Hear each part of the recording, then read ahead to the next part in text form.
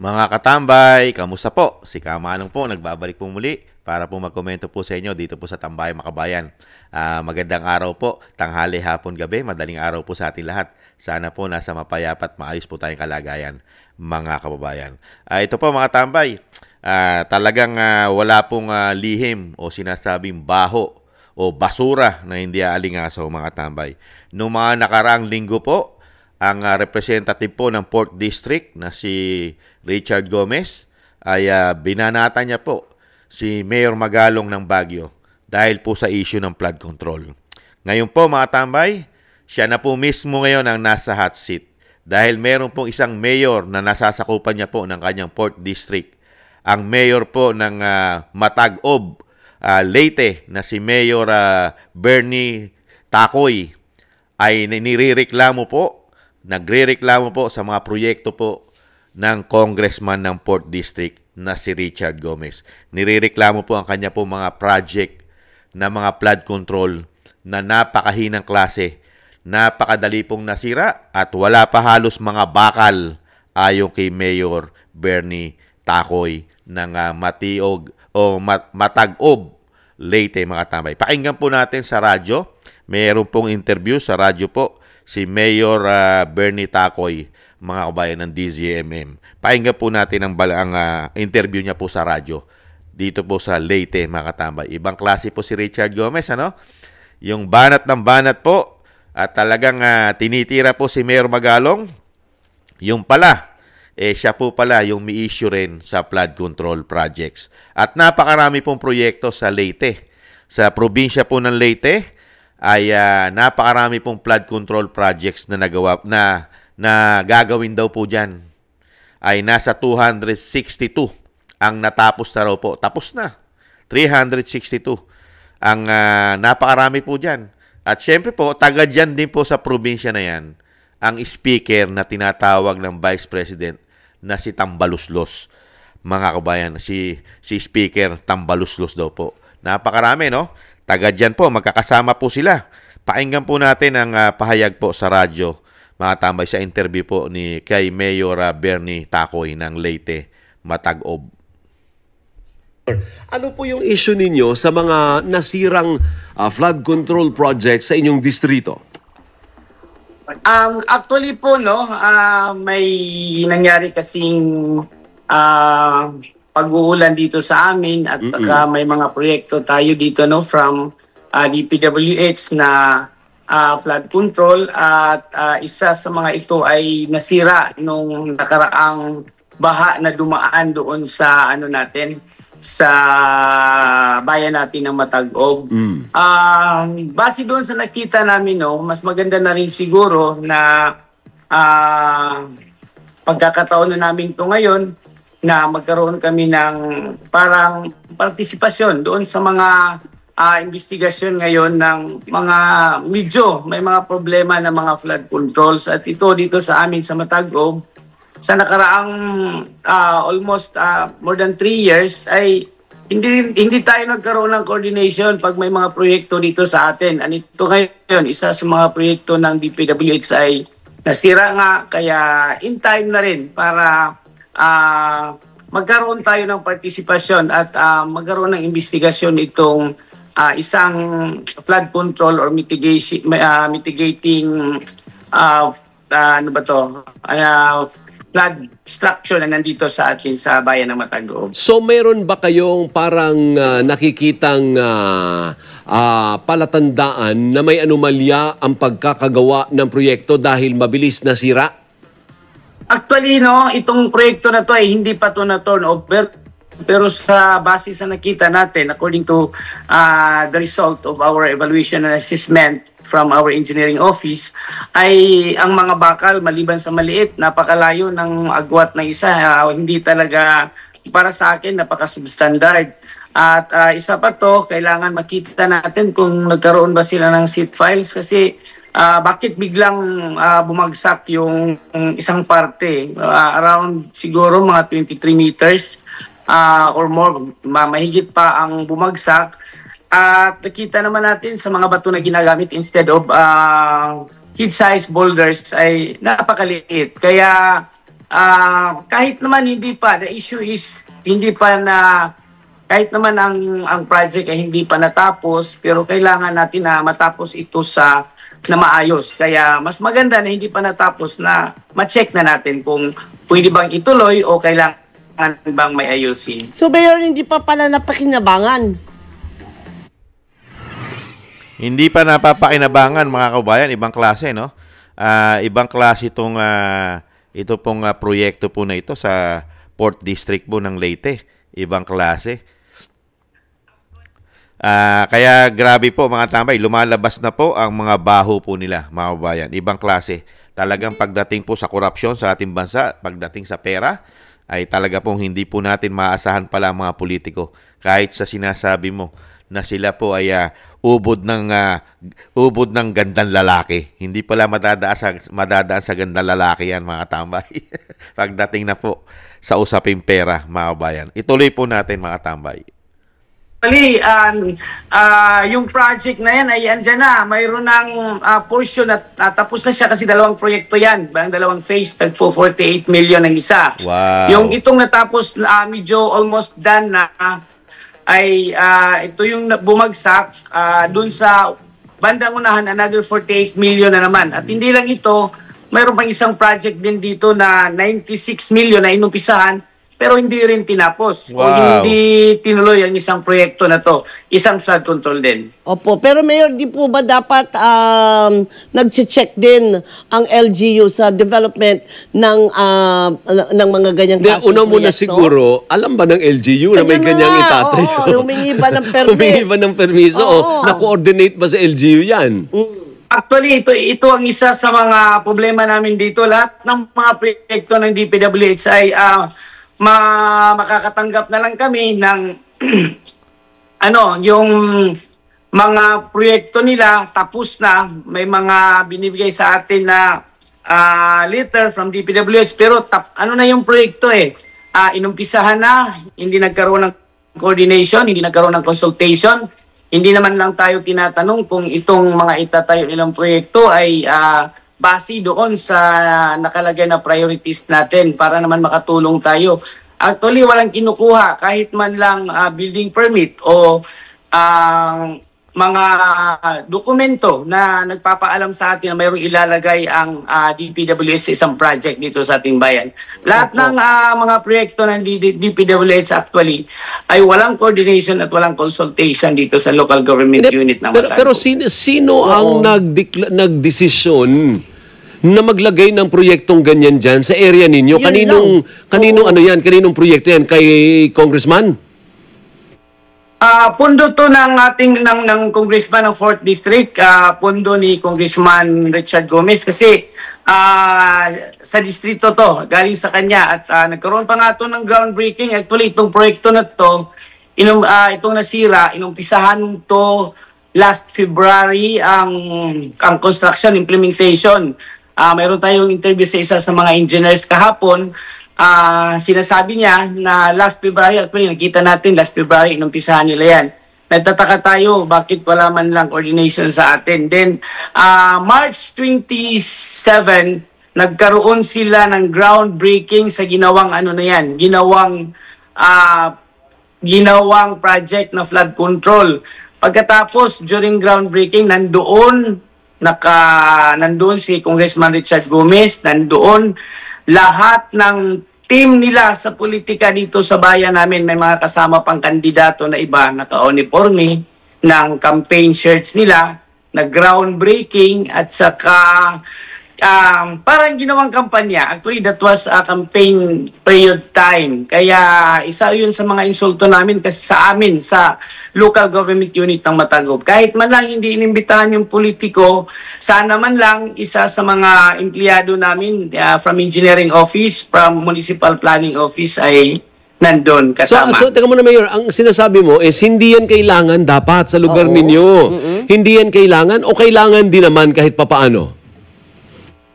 Actually, the project really is kailangan natin. Ayun pala Kasi isa yan sa mga isa yan sa mga rini-request natin, gusto natin mailagay ng mga project, ang flood control. Matagal na. Since my first year in office sa Matag Oblate bilang the local chief executive, ay isa na yan sa gusto ko na ayusin ang mga flood control kasi parang catch basin kami. Ang Matag Oblate ay isang lugar kung nasa luling kami. Oo nga, so kung kailangan... ayan, sige, ituloy mo na. Ang problema ay... Ang problema nga ay kahit isang beses walang nagpag-usap sa amin, kahit man lang pag-usapan yung mga yung mga nasa comprehensive development plan namin, ay yung mga three-year plan, anong mga nasa priorities namin na dapat sana ayusin. Ni isang beses hindi kami nagkausap ng congressman namin at saka ng DPWH patungkol doon sa mga plano namin sa sa bayan namin. So ang issue mo, Mayor, ay hindi ka kinausap, hindi nag-coordinate. Pero Hindi dahil kinonsulta. nandyan na po yan, yung proyektong yan na ginastusan ng pera ng bayan, ay mapapakinabangan ba ninyo o hindi? Actually, mapapakinabangan namin to. The problem is, kung mapakinabangan man natin hanggang kailan, nag-uumpisa pa lang yung construction, sira na. Opo, sira na. Ibig sabihin, sira-sira at ang inyong paniniwala, substandard. So, ibig sabihin, hindi na naman napunta sa proyekto, sa palagay ninyo, ang 100% oo. halaga niyan dapat. Tama, kasi actually kung ito kasi, ang ginagawa nila ngayon, isang side lang ng flood control ng river, ang inaayos nila. Kaya kung dapat sana nagkaroon kami ng koordinasyon dito, ay sinasuggest namin bakit hindi na lang magkabilaan kasi mayroong mga kabahayan sa kabila. Nung bagyo na yun, kung hindi bumagsak yun, actually may mga casualties tayo sa kabilang side ng river na to kasi doon tumakbo lahat ng tubig bago ito bumagsak ang itong isang side ng wall. Opo, Mayor, sa ganyan pong klaseng sigalot, lalagay sa alanganin po ang inyong lugar, bakit hindi po kayo mag-usap ni Congressman Richard Gomez? Hindi po kami binigyan ng pagkakataon na makausap siya. Actually, dati pa lang nagkaroon na tayo ng ng parang gusto natin after election magipag-usap sa kanya kung anong mga plano sa atin, pero una na tayong napagsabihan na medyo may konting ng politika, kaya yun, we just work out of our resources. Kahit nga dito sa amin, actually pag pumupunta si Congressman Richard Gomez ay hindi yan pumupunta sa namin sa munisipyo. At pag mayroong ginagawang kahit anong pag-ground, kasi mahilig siya sa groundbreaking mahilig siya kahit mga roads, may mga groundbreaking sila. Pero hindi invited, hindi man lang kami pinagsabihan para at least man lang kung anong maitulong namin ay magawa namin. Pero ang mga... Iyan po mga tambay, napakahilig po pala sa proyekto ni Congressman. Napakahilig po pala sa project, sa groundbreaking ni Congressman Richard Gomez, mga tambay. Saan po ba nagkakaroon ng malalaking kita, komisyon, mga tambay, ang isang kongresista? Lalong-lalo po, ang mga proyekto po ng kongresista ay mahinang klase, low standard, mga tambay. Pinatunayan po ni Mayor, mga tambay, sa kanya pong syudad, ang napakahinang proyekto po ng Congressman Richard Gomez kasama po ang DPWH. At hindi po nakikipag-coordination po sa kanila pong munisipyo kay Mayor. Basta po, ang proyekto po, mga tambay, ay diretso po nilang ginagawa. Diretso na po. Wala na pong pakialam at hindi na po kailangan ang approval at ng permit ng mayor dahil po proyekto po ito ng national. Pwede naman po talagang gawin yan pagka proyekto po ng national. Kaya nga lang po, ang sinasabi po ng mayor, maganda naman daw po, makakatulong naman daw po yung proyekto ng mga flood control sa kanila pong bayan, sa kanya pong syudad ng Matag-Ob, Leyte, ayon po kay Mayor Bernie Tacoy, ay makakatulong kung hindi low standard. Saan ka nga naman nakakita na ang ginawa pong flood control ay isang side lang na isang side. Tapos, ang mga bakal at ang mga simento, mga kabayan, ay wala sa standard. Pati ang bakal, ayon po kay Mayor. Napakalilit ng bakal at napakalalayo pa ng pagitan. At yung pinakabuhos ng simento, ayon kay Mayor, ay napakanipis. Manipis na, matabang pa. Kaya po isang dali lang po. Pagka po binigyan po ng malaking tubig at pumasok na po doon sa flood control na sinasabi, ay napakadali na pong nagiba. Dahil nga po low standard. Napakahinang klase ang proyekto. Ayon po kay Mayor. Napakarami daw pong proyekto ni Richard Gomez, ni Representative Richard Gomez ng 4th District, mga kabayan. Sa kanya pong 4 na distrito. 4th District po ito. Di ibig sabihin po nito, lahat po ng nasa sakupan niyang 4th District ay meron po siyang mga proyekto. Dahil pinatunayan po ni Mayor Takoy na napakahilig po sa groundbreaking ng isang Representative Gomez. At napakarami din po mga tambay na flood control projects sa Leyte. Ito po hindi bababa sa 262 projects ng flood control. At nakita po natin yan, mga tambay. Nasaksihan po natin, napakinggan po natin kay Mayor na grabe po ang ginawa ni Richard Gomez, mga kabayan, at kasama pa po ang pamumulitika. Dahil siguro hindi niya kaalyado ang Mayor. Ang Mayor po ay hindi niya kaalyado ng matag-ob. Kaya po hindi po sila halos nag-uusap ng congressman, mga kabayan. Sa 4th District pa lang yan. Ganyan na po ang mga proyekto na ginagastusan po ng daan-daang bilyon. Daan-daang bilyon, daan-daang milyon ang ginagastos po taon-taon po sa proyekto pa lang po ng flood control. Mga kabayan, sa 4th District pa lang yan. Paano pa po sa 1st District? Ang 1st District po ay ang representative puro na yung speaker ng Tambaluslos na tinatawag. Gaano naman po kaya karami ang mga palpak, ang may hinang klaseng proyekto sa 1st District naman po ng tinatawag na Tambaluslos ng Vice President, mga kababayan. Yan pong aligasyon na yan ni Mayor Takoy. Flood control pa lang yan. Paano pa po yung mga pakaraming proyekto pa po ng mga congressman at ng DPWH, mga tambay? Alam naman po ng Pangulo lahat yung proyekto niya yan. Alam niya po lahat yan. Hindi nga lang po niya tinututukan at binabantayan ng 3 taon. At pinaubaya niya ng pinaubaya sa mga representative ang proyekto at ng DPWH. Kaya po ganyan na nangyari. Hindi po ba? Ang tanong po natin, mga tambay, si Richard Gomez po ay isang damukal po pala ang kanyang proyekto. Karsada, flood control, at marami pa siyang proyekto ayon kay Takoy, ayon kay Mayor Takoy, mga tambay. Ibang klase. Kaya po pala masama ang loob ni Richard Gomez, ni Representative Richard Gomez, nung magpasabog po si Mayor Magalong na ang talagang kumikita at nagpapasa sa mga malalaking proyekto ng gobyerno ay mga congressman, kasama po ang DPWH at siyempre po ang mga contractors ni congressman. Ang mga contractors ng DPWH, ang mga contractors ni congressman, at siyempre po ang mga district engineer. Sabuatan po silang lahat. Dahil mismo itong si Mayor Takoy ay nagpatotoo sa kanyang bayan, mga kababayan. Nabaliwala po ang mayor ng Matag-ob.